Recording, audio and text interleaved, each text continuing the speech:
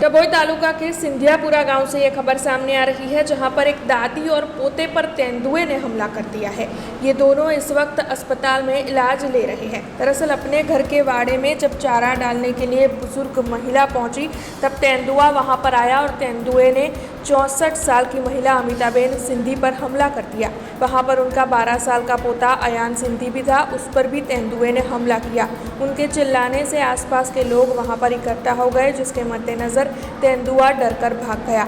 हालांकि इन दोनों को इस वक्त इलाज के लिए अस्पताल ले जाया गया है, लेकिन इस तरीके से लोगों के रहने की जगह पर तेंदुए के आ जाने के मद्देनजर वहां के लोगों में डर का माहौल बना हुआ है। इस मामले के मद्देनजर वन विभाग जल्द से जल्द तेंदुए को पिंजरे में बंद करे, ऐसी मांग भी वहां के लोग साझा कर रहे हैं। मैं घास नाखने गई ने वो ठेले भीगे लेने गई ने तो छोकरे को हुमला कर छोकरे को फेंक दिया और मुझे हुमला करा मेरे पे दीपरा कहीं नहीं पड़ गई, बेहोश हो गई, बीपी वध गई, कहीं लगाए पग में लगाए।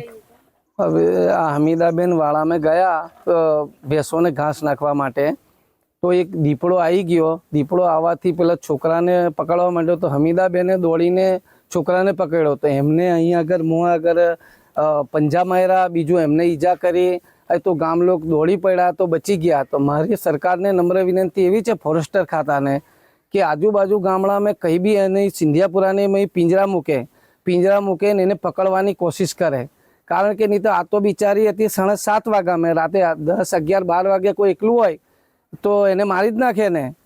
एटले आ फॉरेस्टर खाता ने जागृत थाय ये हमारी नम्र विनंती है।